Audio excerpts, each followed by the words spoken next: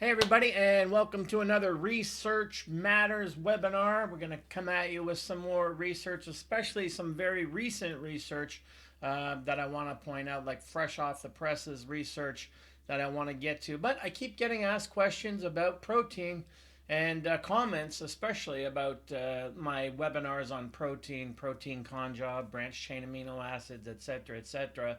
So I wanted to do, since there's some recent research, I wanted to cover the topic yet one more time.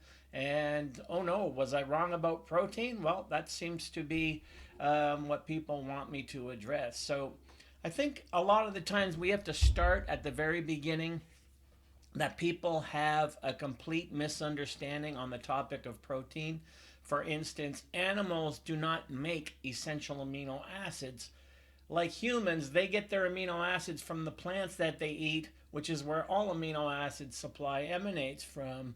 And I think a lot of people don't understand that, because when they write me about protein in meat and chicken, etc., they talk as if animals are making these essential amino acids and we can't find them anywhere else. And it's a bit of a confusion there with how this really works. And of course, we know that some of the biggest mammals on the planet are herbivores, and they do not eat animal-based product. But let's get into, was I wrong about protein? Oh no. So let's get into the first article that I want to share with you. I'm going to backtrack a little bit and share some articles I've already discussed, but then I'm going to get into hot off the presses most recent article that covers this topic.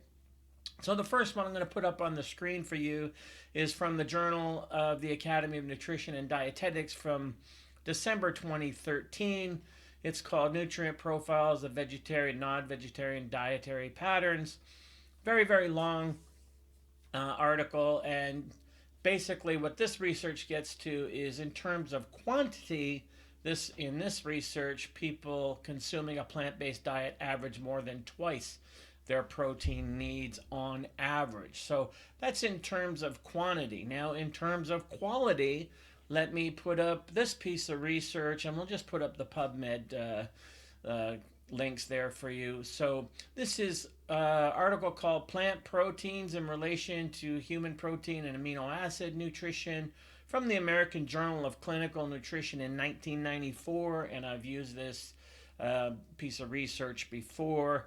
And I'll quote from there in their conclusion: thus, and we'll put this on the screen for you, thus, we conclude that consumers do not need to be at all concerned about amino acid imbalances when the dietary amino acid supply is from plant food proteins that make up our usual diets. So I've quoted that before. For some reason it falls on deaf ears, and then people still telling me that I don't understand about protein in the diet. So let's let's post that up on the screen again from 1994. The conclusion: we conclude that consumers do not need to be at all concerned about amino acid imbalances when the dietary amino acid supply is from plant food proteins that make up our usual diets. But now let's dive into some real lengthy research that is even more recent. And no, you don't have to do the research. I'm going to do the highlights for you because it's really lengthy, and a lot of you aren't into going through research papers like I am. So let's just put this up here so you can see it. Dietary protein and amino acids in vegetarian diet, a review from the journal Nutrients, and November 2019. So you can see it's very, very recent. It's about as hot off the presses as it gets, since it was just a few months ago. And here is the link to that. We'll put that up there. And then what I want to do now is just share some notes and quotes with you from this piece of research from the various sections. It's such a long piece of research that I can actually use quotes from each section so you can look it up yourself or follow along. And what I'm also going to point out to you, this research paper has 107 research references of its own at the end of the piece. And where you see numbers at the end of the quotes I'm using, these are references backing up the points made. So not only am I going to quote from this research, but if you look up these quotes, you can actually click on the numbers there to look up their own references as well, so you can compound the references from the points made. And I think that's going to be really, really important in creating a powerful argument about the status of plant-based protein in the diet. And we're going to go right from start to finish, so you can gather as I go along. The conclusion is going to make a lot more sense when we get there. So let's get into it. Let's again, we'll post this up on the screen and you can look through that. It's a very, very vast piece of research.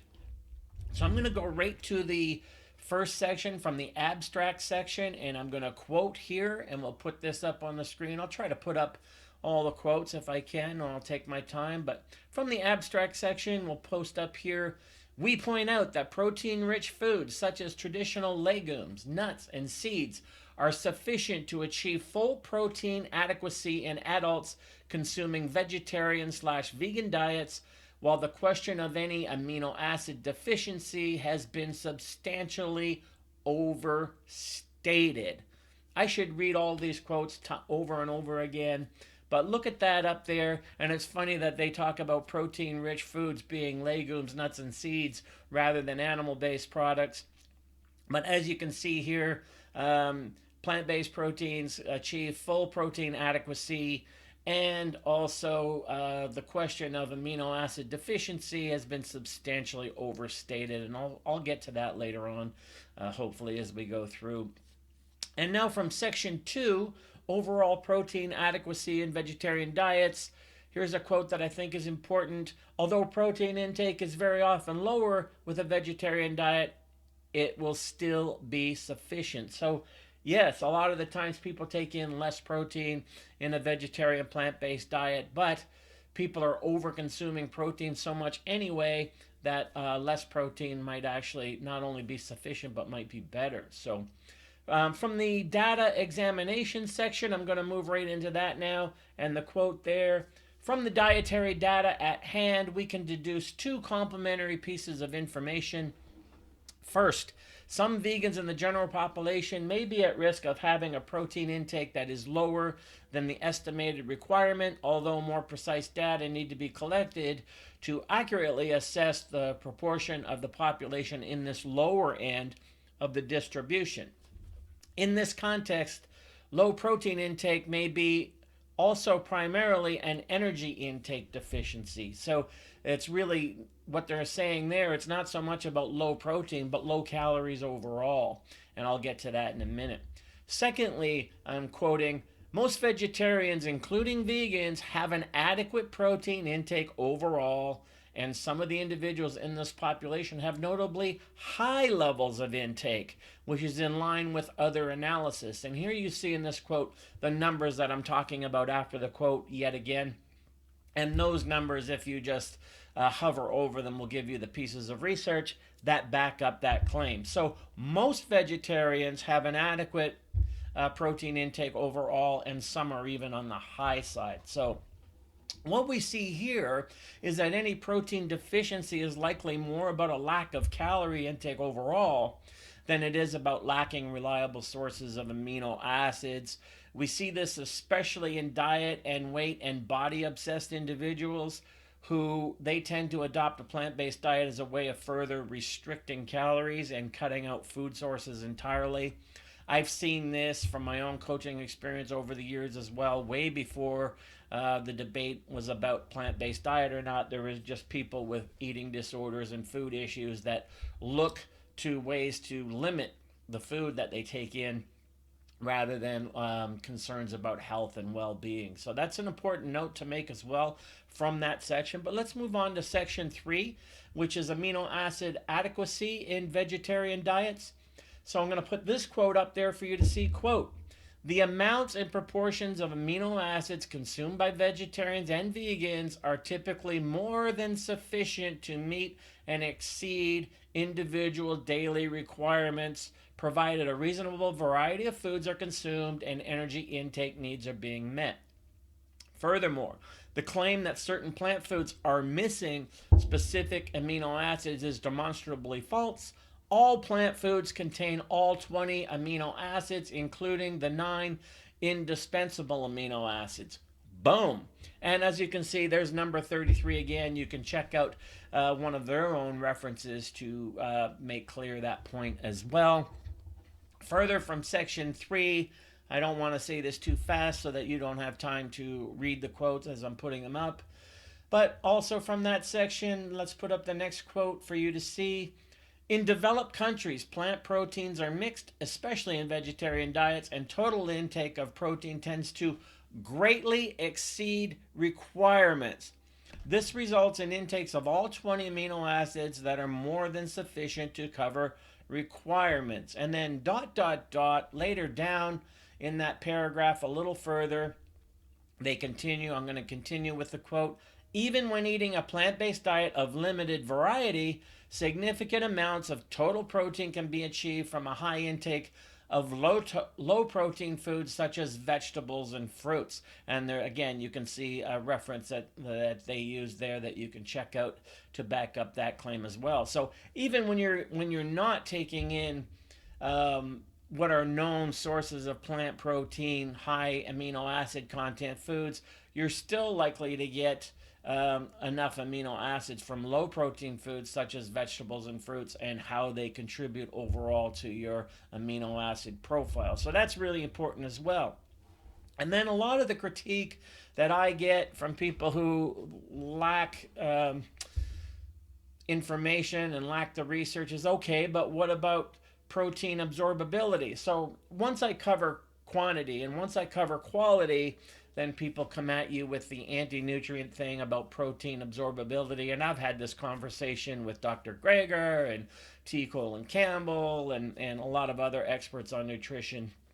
And then the quote here from their own research is, they'll put this up on the screen for you, the body of evidence so far does not show a difference large enough to result in risk of insufficient amino acid absorption for vegetarian and plant-based diets. So absorbability isn't really a problem. There is a variation between omnivore diet and plant-based diet, but it's not enough to risk any kind of claim or make true any kind of claim that amino acids just aren't being absorbed enough in a plant-based diet. So that's also important.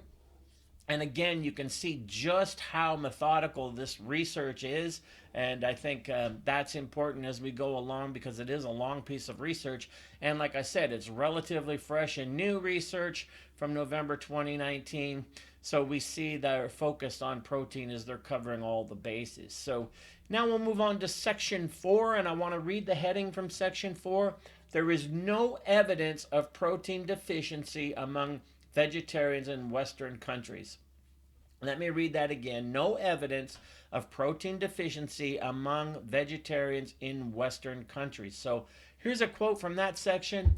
The overall conclusion from this review of the literature is that mixing plant protein sources, as is typically done in vegetarian diets, should address any issue with inadequacy that have been found when studying single sources. So it is therefore not surprising that there is no evidence of protein deficiency in vegetarian populations in Western countries. Let's just highlight that quote and put it up there again on the screen for you. Again, quote from the research: no evidence of protein deficiency in vegetarian populations in Western countries. So that is really, really, really important, because and yet, the arguments that I make, despite no evidence at all of protein deficiency in vegetarian populations, this myth still runs rampant on social media and YouTube, etc. To this day, I am told that I'm wrong in various comment sections of my various webinars on this topic of protein and plant-based protein. But people commenting offer no research for their comments. They just comment sort of ad hoc. I don't know why. They offer no research suggesting why they think I'm wrong, other than an ill-informed opinion. But what we see here with this kind of pervasive kind of research, no evidence of protein deficiency in vegetarian populations in developed countries. That says a lot. And again, this is fresh research, so people can't critique it that it hasn't been recent enough. But let's get back to that research. And again, I'm going to throw a quote up here for you to see. We conclude that protein intakes from vegetarian diets are sufficient, except possibly in a fraction of vegetarians who are not consuming sufficient energy intake or who habitually, for some reason, avoid protein rich plant sources such as legumes, nuts, and seeds, or protein rich analogs. In other words, folks, you would have to really go out of your way to be protein deficient on a plant based diet. You'd have to be eliminating legumes, nuts, seeds, whole grains.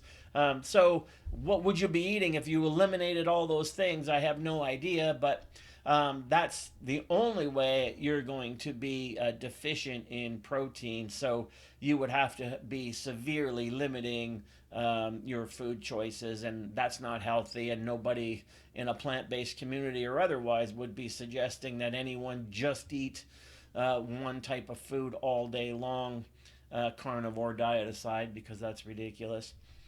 And I'll get to that in another webinar. So we can see how the argument is shaping up. Let's go to section 5, plant protein sources in classic vegetarian diets and lessons regarding future trends toward vegetarian diets. From that section, section 5, let's put this quote up on the screen for you. We found that when replacing animal protein with a mix of protein-rich plant foods, namely legumes, nuts, and seeds, a transition toward 100% plant protein could be considered to involve virtually no risk of an insufficient intake of protein. So I get that question all the time, people asking me, well, I want to transition to a plant-based diet, but I'm really worried, it's going to be hard, and am I going to get all the nutrients I need? Etc., etc. And yet what we see here, a transition toward 100% plant protein could be considered to involve virtually no risk of an insufficient intake of protein. So you can see the argument shaping up in terms of answering the question, was I wrong about protein, in my previous webinars on the topic. But let's get down to section number 7. I'm going to skip the 2 sections on the elderly and children because it's not about that for this particular webinar, and I don't want to muddy the waters with separate demographics and population studies, etc., etc. So we'll go right down to section 7, nutrient adequacy of vegetarian diets. And I'm going to throw this quote up here from that section. There are, however, numerous findings in recent literature which indicate that a higher plant protein intake and lower intake of some animal proteins likely contribute to the lower risk of disease associated with vegetarian diets. And then they make multiple references there that you can see that I've left in the quote so you can pursue these yourself. And basically it's the argument we've been making for a few years now that the lower your intake of animal food sources, then the better your health tends to be, and that's pretty well defined in the research as well. So I think that's no surprise to anyone who follows this page. And they're specifically suggesting plant protein intake has a lot to do with that, not just plant food sources in general. So let's go down to the conclusion section, section number 8. And here's a great quote from that section. If a diet has at least a modest amount of variability, which is the case in economically developed countries, there are no issues regarding sufficient intakes of any individual indispensable amino acids from vegetarian diets. Wow, let's leave that quote up there for you to digest. And as you're looking at that, can I say it? Boom! So again, if a diet has even at least a modest amount of variability, there's no issues regarding sufficient intakes of any individual indispensable amino acids from a vegetarian diet. And from their final quote, we'll put this up here for you to take in. We recommend that further study on protein in vegetarian diets shift away from unnecessary questions about protein adequacy to a comparison of overall nutrition quality and implications for long-term health with plant-based protein-rich foods versus animal-based protein-rich foods. So what they're saying here is along the title of my webinar, oh no, was I wrong about protein? Even they're making the point that studies need to shift away from unnecessary questions about protein adequacy from a plant-based diet, as far as they're considered, and as far as I'm considering it.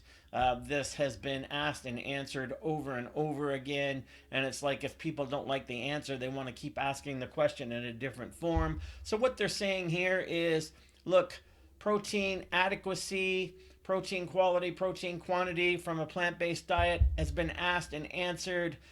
We need to shift away from that, and what they call, note the word of their, we'll put the quote up there, note their choice of the word unnecessary questions about protein adequacy in a plant-based diet. So they're saying the protein question is pretty much a moot one now. It's been addressed over and over again, and the evidence is overwhelming.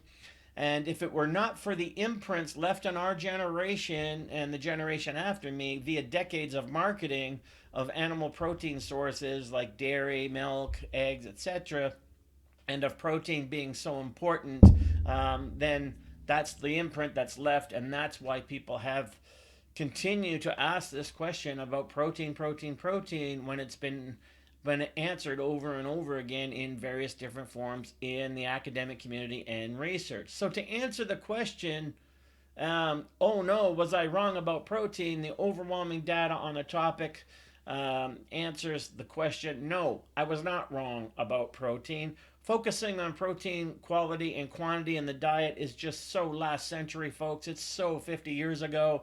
We need to start focusing on other things like fiber, gut microbiome, all these things that matter more. But of course, trainers and such who only can earn money via supplements and protein powders and branched chain amino acids, etc., they have a vested interest in muddying the waters, don't they? So you got to keep that in mind when you look at people who are arguing on behalf of an argument that's already been settled, just like these researchers say. And again, remember how fresh this research is. It's just from a few months ago. And again, what they say in their final quote, further study on protein and vegetarian diet should shift away from unnecessary questions about protein adequacy, as in asked and answered. And we should move toward overall nutrition quality of diets in general and look at what they offer in terms of long-term health, well-being, etc., etc. So, oh no, was I wrong about protein? I'm doing this webinar tongue-in-cheek because of the comments that I got on social media, especially YouTube, where people just attack and then they don't make any points and they don't refer to any research. So not only am I giving you really recent research that covers protein A to Z in a plant-based diet, but you can see all the references that this research uses as well, and you can follow that, of course, yourself as well. So the research has been around even before plant-based diets took over in popularity. One of the pieces that I used here, of course, from 1994. So the argument has been being made for a long time now, and you can see that. So what we see here in the research is that the whole protein quantity, quality, amino acid profile, etc., etc., has been asked and answered, and a lot of people have a complete misunderstanding of essential amino acids, thinking that animals somehow make them. Animals actually get them from the food sources that they eat, which tend to be plants. Even the largest mammals on the planet that don't eat any animal sources at all tend to be the ones with the largest bodies, which are full of muscle and essential amino acids. So the question, was I wrong about protein? Obviously not. And that's some really fresh research. We're going to put that up on the screen again for you with the title. As you can see, it's from the journal Nutrients, 2019. Really fresh. Hopefully that solves the question for you once and for all. I don't want to keep revisiting this, but it's amazing that even years later, I'm still getting this question from people. What about my protein? Or I'm really worried about my protein. Or am I getting enough protein? All these kind of things. But quality, quantity, and absorption, we've covered all of those. So I think that should be, for now, the last word on plant-based diets and protein. And like the research says, we need to start shifting away from that question, it's been asked and answered, and move on to really where the research is going now, which is all about gut microbiome health and how that affects metabolism, weight control, and all these things that most people are interested in anyway. So that's it. Let me know what you think down below, and I will see you all in the next video.